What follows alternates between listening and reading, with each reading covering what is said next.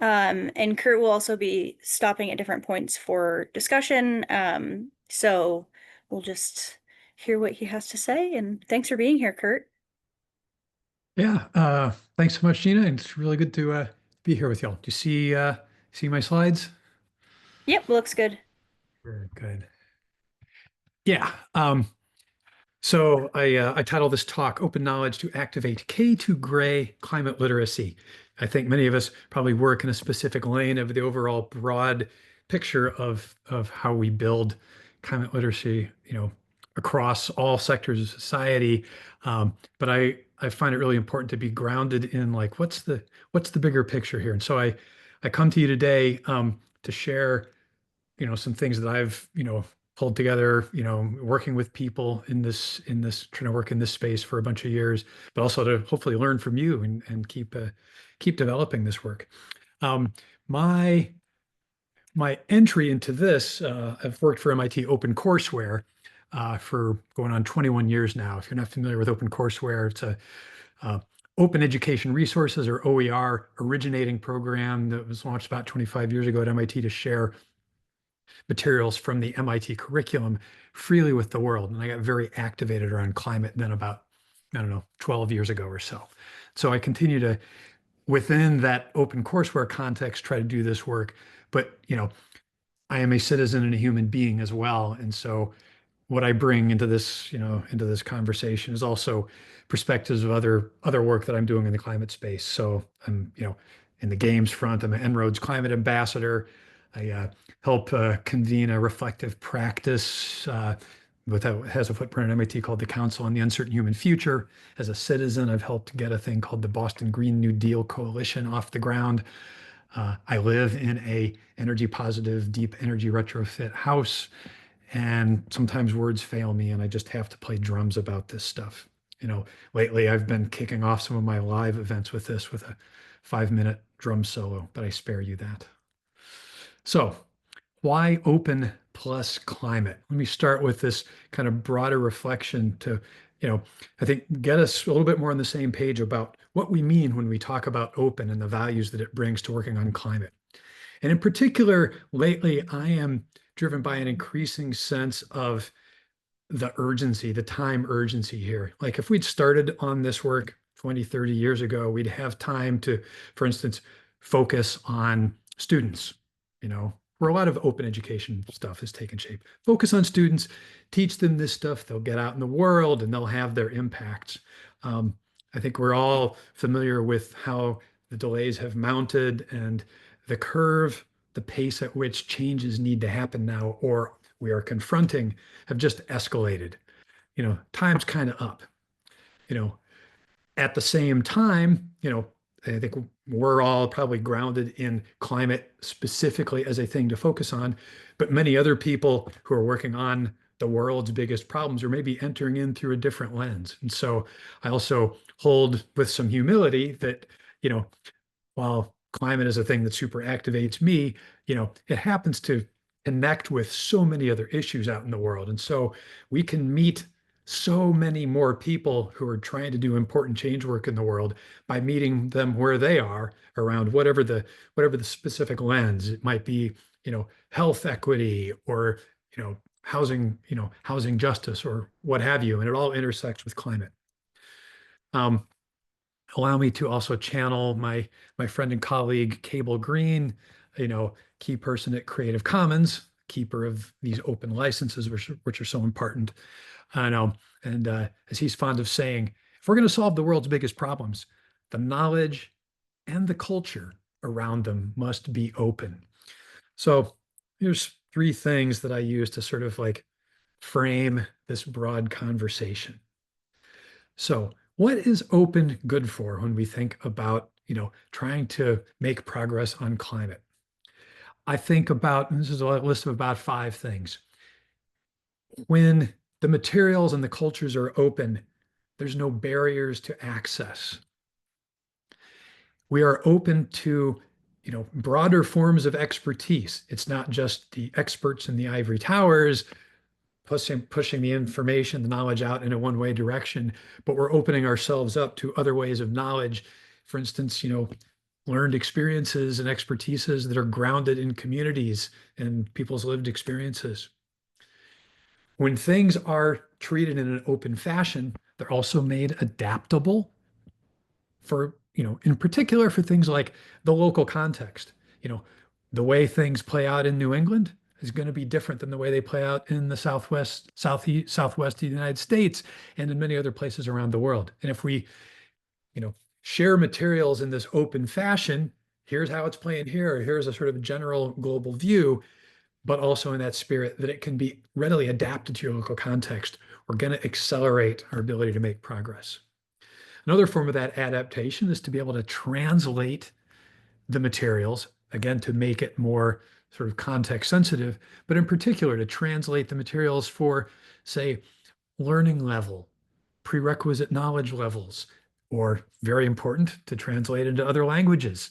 The whole world does not speak English fluently, much as we might like. And so having the material shared, again, in this open framework makes it easier to translate. Last but not least, when things are put out in the world and done with an open fashion, they can sustain us through what other disruptions are coming our way. We experienced this big time with online open education through the COVID disruptions of learning and education. We hear, people who are living in environments that, that have had, say, climate extreme weather. They're able to keep, say, learning situations going more effectively because the materials that they're working with are shared openly. So, you know, I'm sure there are many other benefits of open. I'd be curious, if you've got other benefits of open, please drop them in the chat, and we'll sort of pay attention and unpack them a little bit later. So I want to transition though specifically from that list of benefits to talk specifically about a kind of a manifestation of those benefits in terms of the rights that open licensing grant us. And this comes from the open education world, where I come professionally from. We talk about the 5 R's that are, you know, you know, given to people to operate with when materials are shared, specifically under an open license. Those 5 R's being, generally speaking, the right to reuse the materials, to retain them, to redistribute, to revise, and to remix. And this puts the sort of broad conception of open into some very tangible forms of practice. And I want to drill on a couple of those here. Um, first by saying that as manifested in open licenses, you may be familiar with Creative Commons, the fact that there are not just one form of license, but this kind of spectrum of rights that are granted. So, for instance, you may be, very open to people making commercial use of your stuff. You're going to share it freely. It's not like they're going to have a dynamite business opportunity, but you're cool with them making a little sustainable money, but you don't want them to, say, create a substantially changed work because you're concerned about it um, running counter to the reason why you're sharing it. So you could put a no derivatives work clause on it. On the other hand, you may be really, really committed to spurring the sort of culture of sharing back. And so you might put the share alike clause on your license to try to, instill more of that culture. So this spectrum of rights that Creative Commons license flavors give us, broadly speaking, you as the creator are reserving some rights and you are granting others. And I can think of no more important and timely example of some rights reserved and others granted, and how then that puts it in the hands of other people to exercise those rights than what we're seeing around what's going on with US government information lately. That stuff is public domain from the United States government. And thankfully, people have recognized, that's all well and good, it's public domain. But if they didn't archive and then invest their time and their expertise to not only retain those archives, but to redistribute them, things like the amazing EJ Screen tool would have disappeared over the last couple of months. Fortunately, um, people are taking the rights, some rights granted stuff and exercising those rights. So I think this, setting up our cultures to exercise these rights is just as important as a part of the overall open conversation as it is to grant those rights in the first place. And I think this is my last sort of broad reflection.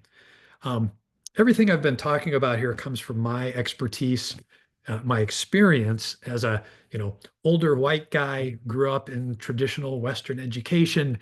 Uh, and, those five R's rights are very much from a traditional, again, Western mindset of how knowledge should be free. We should give it away in this mindset.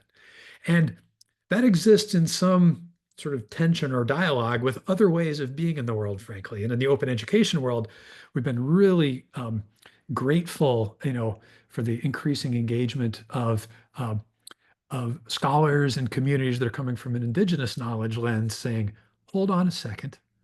Not all knowledge necessarily should be free. And there's some knowledge that we might want to take closer care of, you know, as free as possible, but as closed as necessary is one of the watchwords there. And we don't have a ton of time to get into the details here, but just over the last few years in the open education world, watching the sort of recognition of these other ways of knowing has really enriched that community's perspective and ability to like really be thoughtful about it at any given point in time, particular kind of thing that we're working on. How should we grant rights and exercise those rights? So, one more sort of wrap up, and then I'm going to pause for just a little Q&A. So if we put open in the service of K to gray climate literacy, you know, the case I want to make here is that it will help us much more rapidly and effectively reach and engage all ages and sectors now. And that's, yes, students who are in the open education realm, but also their parents. And, in the K to gray sense, all the people who already went through school and have graduated, helping them catch up and tap into some of these same materials to, to help fuel their professional journey. And also just as important, the citizens being equipped to show up for this stuff and you know, be ramped up on the same sorts of knowledge that the professionals are having, but, speaking to them in their language, adapting the materials through some of these open practices, I think will give us all collectively the facts, the framings, and the ability for responses to deal with this stuff. So every class can become a climate class. Every job can become a climate job with these open resources and practices. So let me pause there. See, drop in the chat. Yeah, thank you, Carolyn, about the Clio newsletter. I want to check that out. Yeah, what questions come up for you, Patrick?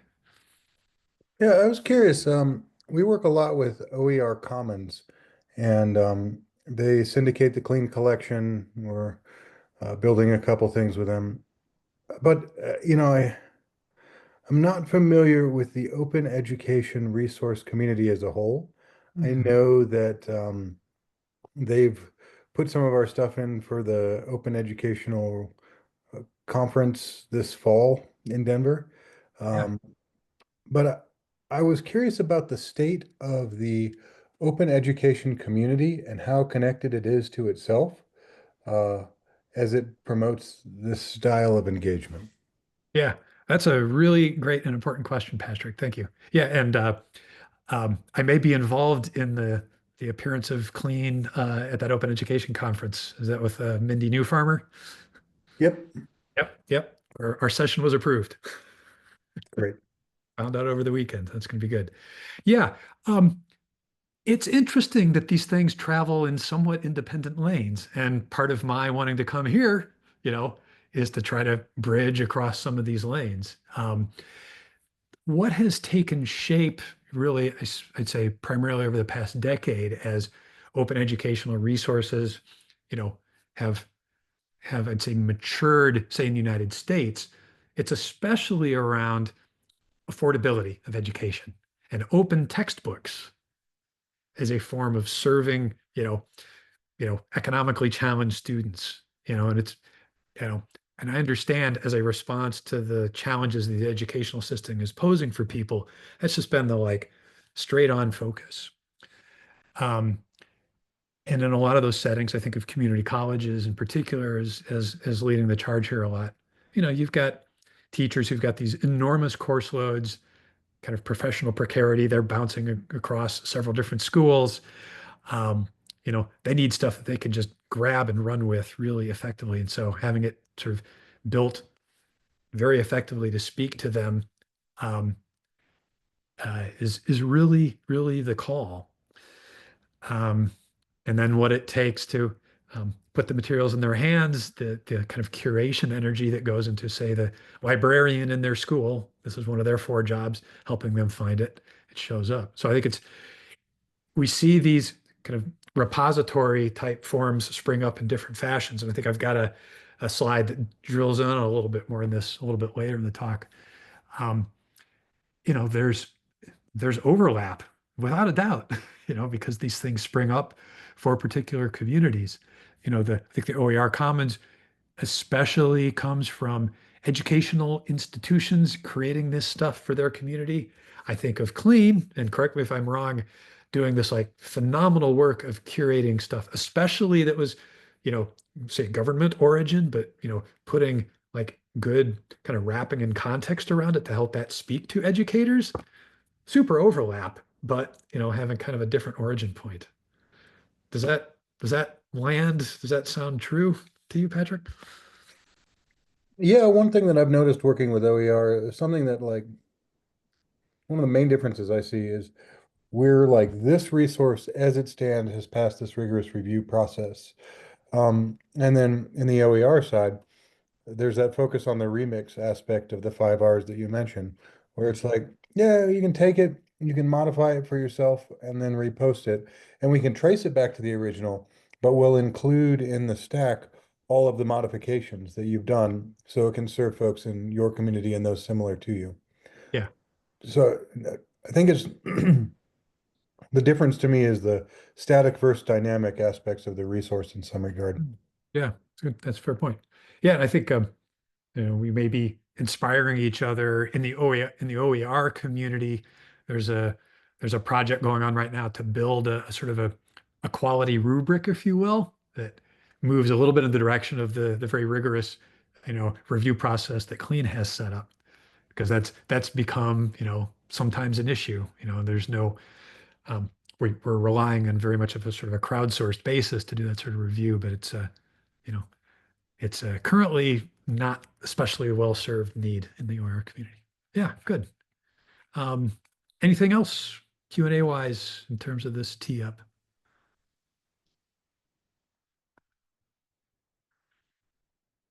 Yeah, I see Carolyn. Yeah, OpenStacks and their slide decks, their ancillaries. You know, it's a it's kind of a life changer, right? You can just drop that in. It's easy to grab the modules that work. It integrates into your learning management system. Is that consistent with your experience? Yeah, they were able to access the online textbook for free and buy a copy if they wanted. I think we used a like a private service that based like I don't know how to describe it. Like Pearson has their like online homework systems for the textbooks and such.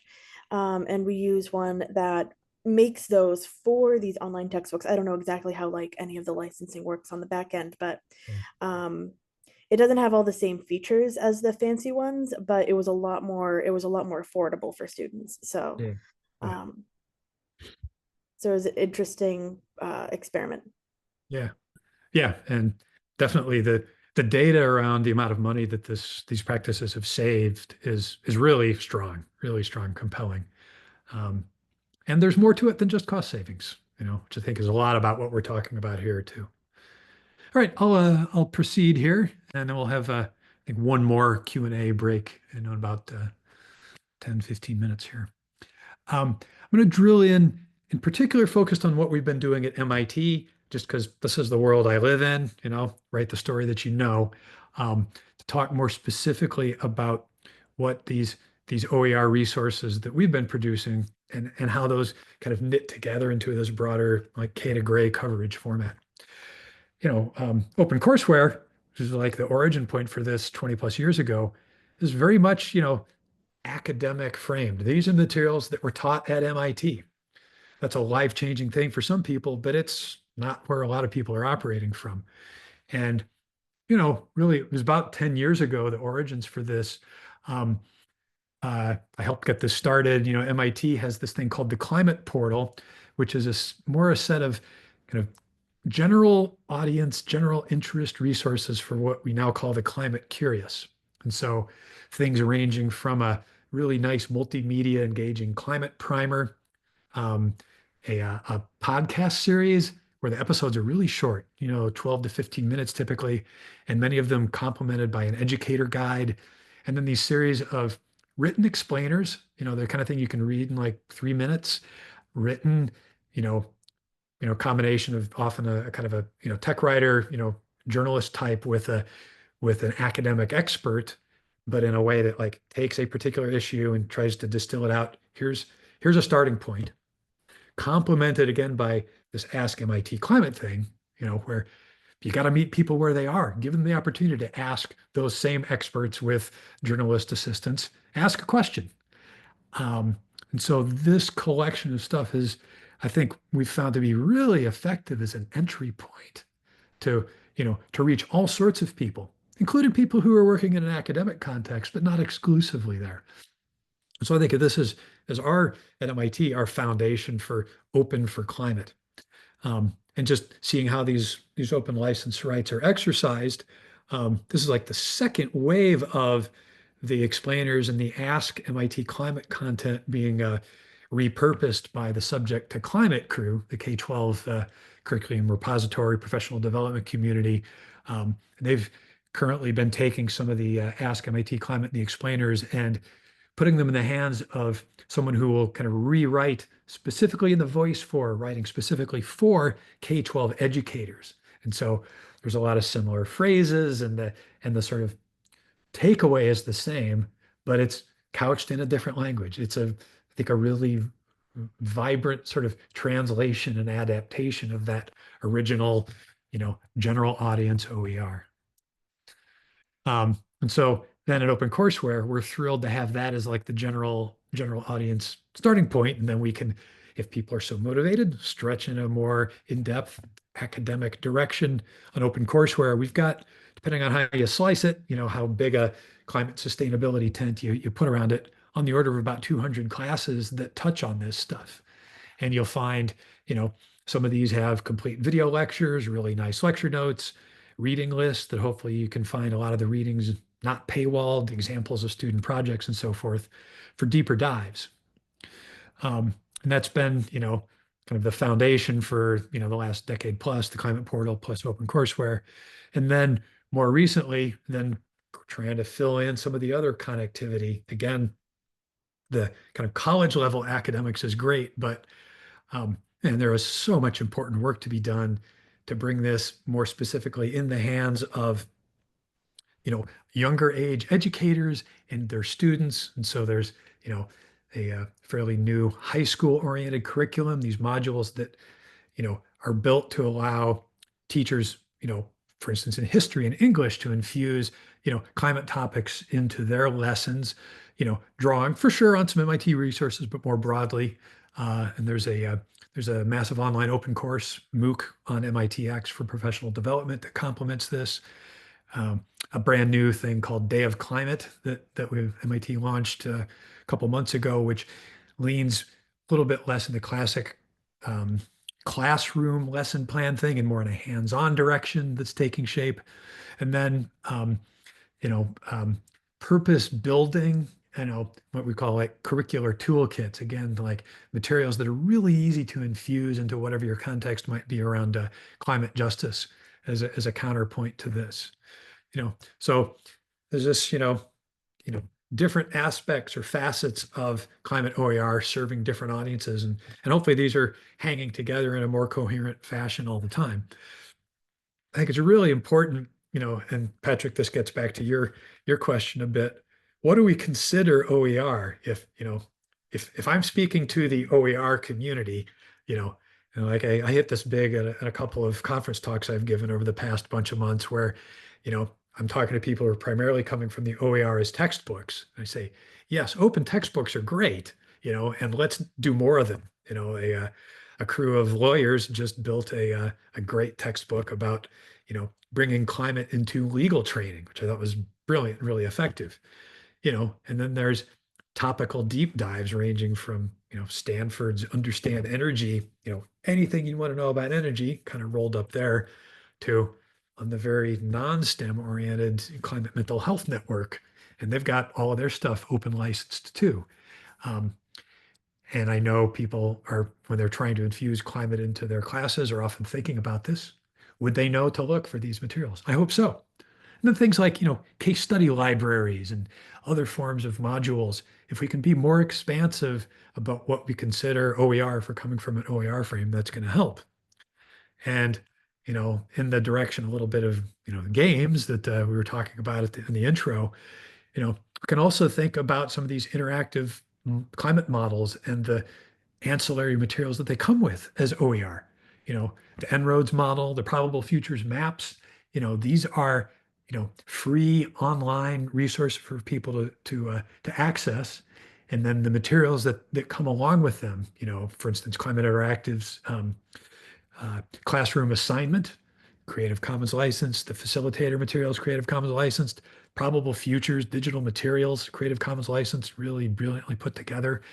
Um, so again, these kind of interactive things, which might stretch one's conception of what counts as an OER, I think all play into it. So let me just pause here again and see, does that raise any questions for people? James, does the MIT community have favorite hands-on science labs or demos? So the Day of Climate stuff that I just posted in there, and I think if you go to dayofclimate.mit.edu, if I recall, that's the URL, you'll start to see those emerging.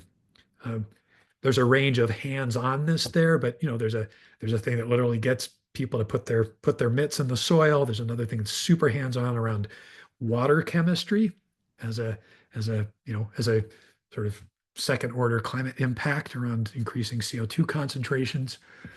I think the En-ROADS model is also depending on how you think about it, it's certainly very interactive and engaging. It's not, showing people research. As En-ROADS founder John Sturman is fond of saying, research shows that showing people research doesn't work, So things that engage people's, full selves, and especially in the game form, the role-playing game, that's pretty hands-on, heart-on too. James, does that raise any further questions? Does that help? Well, thank you. It's good, and I'm start now looking at that. That's a good start. I guess a question also, MIT being, of course, one of the most important places in the United States on science and engineering. Has there been discussion that that people are looking at the immense damage that has been done by the way education and climate change handled like 15 years ago, and hopefully we will, when we have another round, we're going to start to address this, that the need for accurate, real science labs and demonstrations was poo-pooed 15 years ago. It was either we don't need it, we don't want it, it's not important, we need to focus on media and social media and things. We don't need physical demonstrations, and at the same time to promote some, but promote ones that were actually absolutely wrong, that didn't do what they said, that only caused doubt. And I mean, basically, I'm addressing of like, how can it be that on something so fundamental as the greenhouse effect? I mean, that is just this is really basic electromechanical, electromagnetic radiation understanding, right? It's really basic. And yet we have politicians who can just dismiss all the science as a hoax. It's Yeah. really hard to do that if a large section of the public has actually experienced it and seen it and said, right, it's another thing you're just saying, but I've experienced it. I know what breathing is like. I know what light is like. I just know this stuff. I've seen it, and you can say it isn't true. But since it's all been up to it's like one person puts a digital media out, another person puts digital media out, and who knows what's true. We have politicians who can just write it all off as a hoax. Yeah. We've done terrible about that as a whole, as a community. Yeah, I appreciate that question very much, James. I will say MIT is a very hands-on place, has always continues to be a very hands-on place. There's a blacksmithing lab and a glass blowing lab that, is oversubscribed.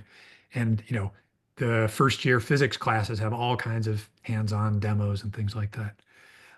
When it comes to in instilling all the students that come through like a visceral understanding of the greenhouse effect, I think we still have work to do across, I think, all institutions. And I'm glad to see a lot of schools trying to figure out how to make this just as much a gen ed requirement as all the other important things they do. I think this will continue to be a work in progress, though. I appreciate that. Yeah. David, I saw your hand up a moment ago. Did you still have? Yeah. Yeah, so thank you. This is all great, Curt. And my questions, I guess, revolve around users and how what kind of data the OER community is collecting on who the users are, how they find the resources, what kind Yeah. of resources tend to resonate more with different types of users. Yeah. I love that question. OpenCourseWare doesn't have any login information. So we're entirely reliant on a combination of web analytics and occasional surveys. We're actually just completing a survey right now. If you go to our website, you might still get to fill out that survey. We would appreciate that. Broadly speaking, OpenCourseWare, I think, is fairly unique in the open education world in that we have about as much use from people who are affiliated with institutional learning as independent learners. Most folks are channeled to one direction or another, but it's, depending on how you slice it, pretty much 50-50 independent folks and students and their teachers. 70% of OpenCourseWare's use comes from outside North America. It's incredibly global and really gratifying to see that. Depending on what topic you're looking at, the gender mix may be 50-50, say around biology. The more we get into things like computer science, it shifts, unfortunately, very male oriented. And over the last, especially say 5 years, our YouTube channel, which we were lucky to start using many years ago, just out of expediency, that increasingly is like the number one place where so many people go to learn stuff. Broadly speaking, the top sort of form of search term that people put into, YouTube is how do I, or, teach me a something. And by a lot of metrics, we actually get more engagement from our videos on YouTube than we do everything assembled to the website. And last thing I'll say is search engines have been a tremendous source of directing people into what we've got. All of our stuff is wide open, deeply indexed. We get a lot of referred traffic to lecture 6 out of 24 of a particular, topic of interest. And so it's problematic, I think, for the open education community when the stuff they post is not deep indexed in that way. And we are definitely seeing early stages of a shift away from, I think, search and social media's referral into AI. Chat GPT has emerged tangibly, over the last and grown rapidly over the last 6 to 8 months. And it's now about number 2 as our sort of like referral source in Google search. And it's referring people directly to OpenCourseWare, because they will give you places to drill in more specifically, which is interesting to see. We take one more quick question here. Yeah. If I could just follow up with one anecdote that I've been pondering for over a year now, that Subject to Climate last year and again this year, but created this Earth Month calendar with topics for each day and lesson plans at different levels and all of that. And in terms of how people found it and their analytics, that the vast majority of the use of that was teachers on Earth Day doing a Google search under Earth Day, some sort of education. It's like, oh my God, it's Earth Day. I have to come up with something. And that's how they got to that information. And it just I'm still kind of thinking about what are the implications of that Yeah. approach or Yeah. lack of preparation. Yeah. I think that's just part of meeting people where they are in their busy lives, all good intentions aside. They're going to Google. So make sure you're doing everything you can. As awesome as your repository is, once you've got them there, make sure that that stuff shows up. Yeah. All right. I'm gonna jump ahead here quickly. And we've been talking about the sort of content angle of this. I want to reflect a little bit on the community kind of culture side of this, and just quickly cite a few examples of what I've seen that I think are really inspiring. So emerging out of, a network of community colleges who are doing open education work, uh, recognizing an opportunity to get teachers across different disciplines to work together and invite, their students to propose a project that supported in some way one of the UN SDGs. I think this is, award winning, and it's reached thousands of students, or, I think there's like 25 schools that are participating in this. But the kind of community of practice about how do you build a good interdisciplinary cross-institutional collaboration that invites students in has been a really powerful experience for all the people involved, and they're sharing those lessons. You know, on the form of like, what does it take to localize and adapt stuff? This is one of my favorites. This is not US based, but the Office for Climate Education. It's a UNESCO affiliated thing that's particularly active in Central and South America right now, in a program called ALEC, which built some more general resources, OER resources about climate, and they dropped them into Mexico, and especially Mexico. I think Colombia also was part of this, and had assembled about 1,000 K-12 teachers and worked with them. You got to show up with resources, and it takes time. Worked with them to like take that general material and not only bring it into their classrooms, but also make local adaptations. And the glowing reports that I heard from that experience of the adaptations, the teachers were so grateful to have been given something that got them 80 to 90% of the way there. Again, kind of like the model of, adapting an OpenStax textbook, dropping in the parts that work for you. Really, showed a really dramatic impact of having a solid resource base, but also building the community of practice around how do you do this kind of adaptation that will speak to our learners, for instance, in this particular state in Mexico.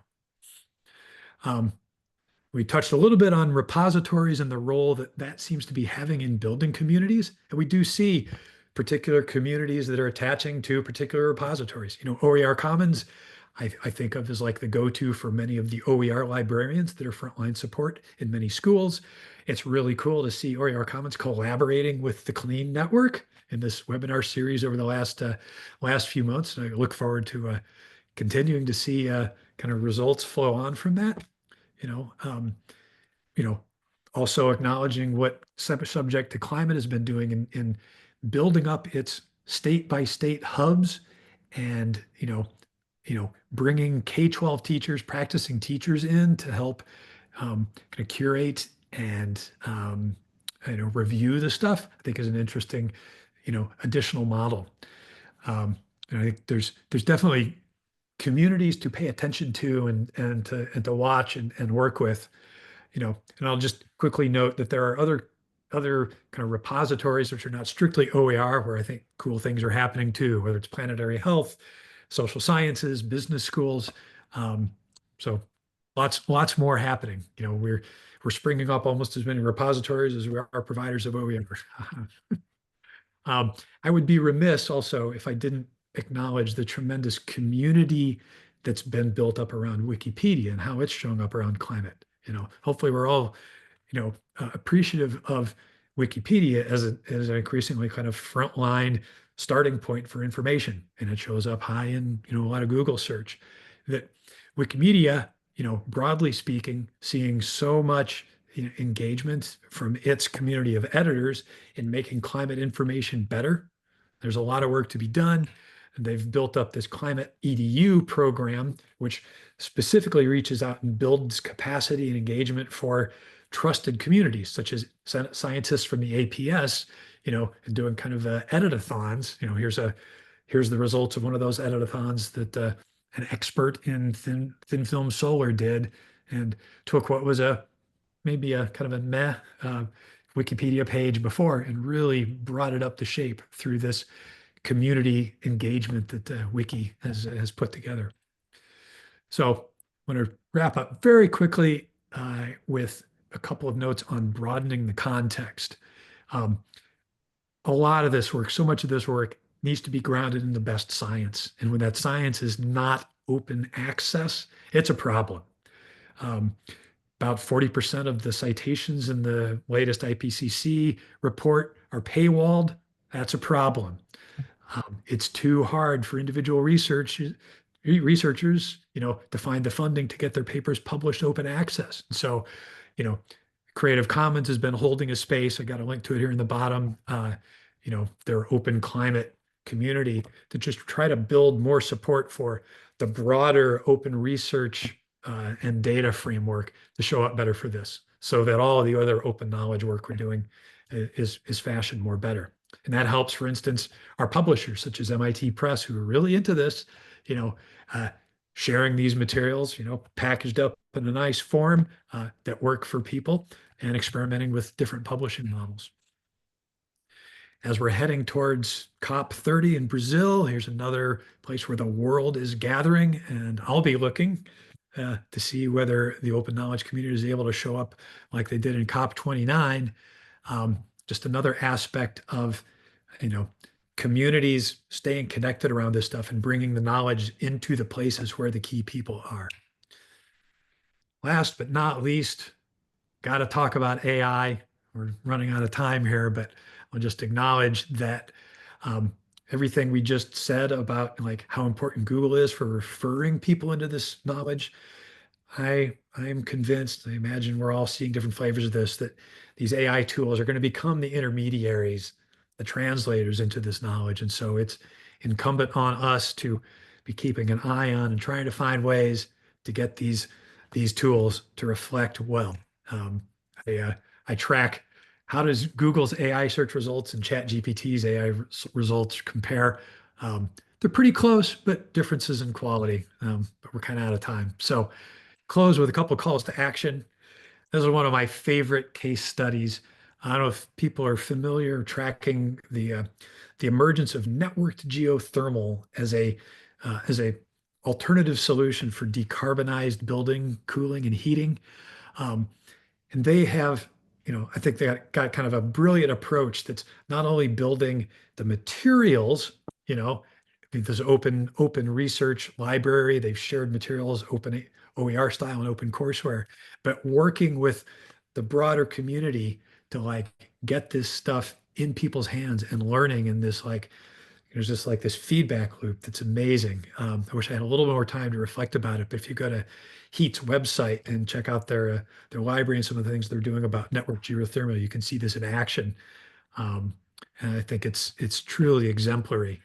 And I will make a pitch for any of us that are advocates and grounded in open practices to keep our eyes peeled for cool stuff that's being built and about to make its way out in the world. Maybe they just aren't aware of open licensing and the power that could have.